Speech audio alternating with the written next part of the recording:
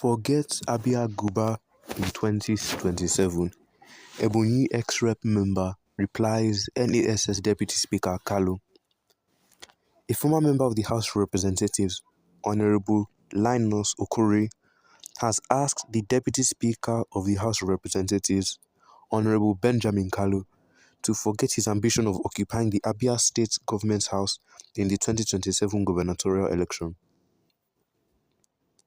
The NAS Deputy Speaker had recently, during an interview, vowed that Governor Alex Otti of Abia State would be the last Labour Party govern the state would produce. Kalu also stated that he would not sit down as the sixth citizen of the country and watch the Labour Party or any other political party produce the next governor in 2027.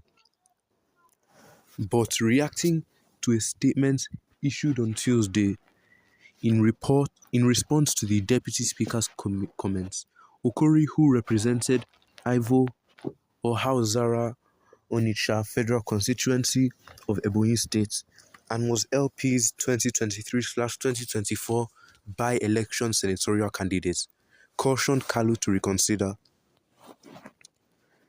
The statement reads in part, That immortal saying in Igbo cultural cosmogony has been the standard advice against pride and all forms of its intoxication that's always led to the unraveling of anyone who fails to heed. The recent ego trip and infantile vituperations against the executive governor of Abia State, His Excellency Dr. Alex Otti, by the Deputy Speaker of the House of Representatives, Honorable Benjamin Kalu, who has become loquaciously boastful of his rank as the sixth citizen, hence the sixth most important person in Nigeria's political firmament, is very shameful.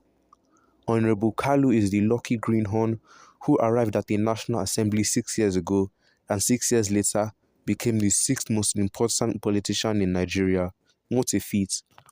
Indeed, he is a lucky young man, but then how lucky can one become to the point of discarding history and the rich lessons of history? For starters, our younger brother must be awakened to the reality of his situation and the larger realities of his people, the Igbo people of Nigeria. He must be reminded that Igbo have never been strangers to the leadership of the Nigerian National Assembly.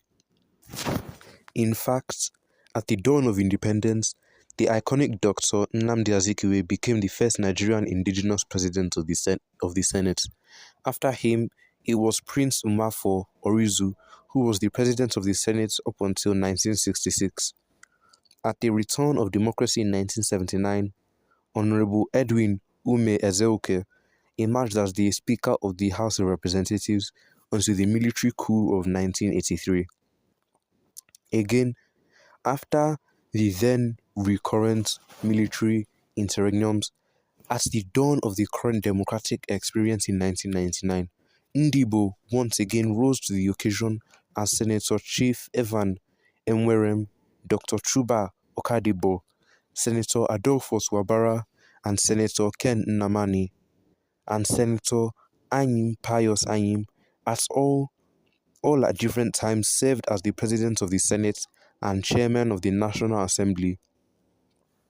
In the same breath, Honorable Chibudom Umwoche and Honorable Emeka Ihedioha both served as the Deputy Speaker of the House of Representatives, with Ihedioha ending the 2011 to 2015 tenure as the Speaker of the House. These great men all conducted themselves with decorum, respect for elders, and regards for process, in full knowledge of the solemnity of their position as people holding forte for the Ndibo and Nigeria, more so as Democrats who derive their powers and position from collectivism of the people's will. It is therefore shocking that with this rich history at his disposal, Honorable Benjamin Kalu has been prancing around, trampling on the collective intelligence of Ndibo just because he is today the Deputy Speaker of the House of Representatives. Honorable Kalu's attack on the Labour Party, my party, the party that Nigerians, especially his own people, have come to embrace as the viable alternative, is not just unfortunate, but a pathway to perdition and political harakiri. Honorable Kalu needs not to be reminded that Dr. Alex Otti, a distinguished Nigerian banker, economic expert, and development strategist, towers well above his boastful and exuberant despondency. Dr. Alex Otti has over time learned the ropes of the Nigerian leadership trajectory and remains an unrepentant believer in both the power of the people and the power in the people. Today, he has become a shining example of the Peter Obi philosophy of a new Nigeria through his breakthrough in governance in Abia, a shining example of the difference good governance can make in a society. For over 2 decades, Abia had tottered on the brink, cascading towards the abyss of nothingness in governance and public service.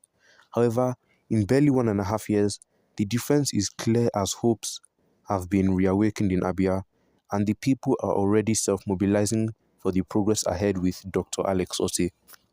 Dr. Otti has come to work in Abia. The evidence is clear to even the blind, even as it is morning, yet on Creation Day. More so, a Deputy Speaker Kalu should already know that Nigerians are wiser now and can no longer be railroaded to the Golgotha by political threats or deceitful cajoling.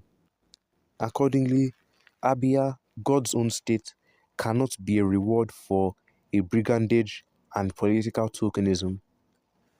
As has been pointed out in other fora, President Bola Tinubu, as he promised during the run-up to the 2023 general elections, has continued from where former President Muhammadu Buhari stopped, nay, the marginalization and oppression of the Igbo people.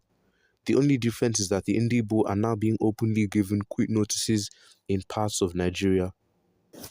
Deputy Speaker Kalu should use the instrumentality of his sixth most important personality to get his peers at the top echelon of Nigeria's ruling class to, instead of glossing over the issuing threats to Ndibo, declaring an emergency on hunger, darkness, insecurity and starvation that are devastating all Nigerians.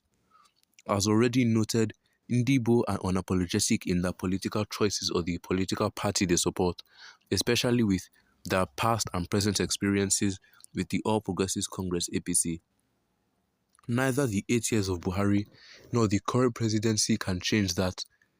The take it by force and run with it concept of 2023, now being championed by Benjamin Kalu, will no longer work in Igbo land. For the avoidance of doubts, Deputy Speaker Kalu has the undeniable right to aspire to the highest office in Abia State in 2027, but he has to campaign and convince the people to elect him to that exalted office. Attacking Governor Alex Otti or threatening Igbo people with a forceful reward for President Tinubu is definitely not the way to go.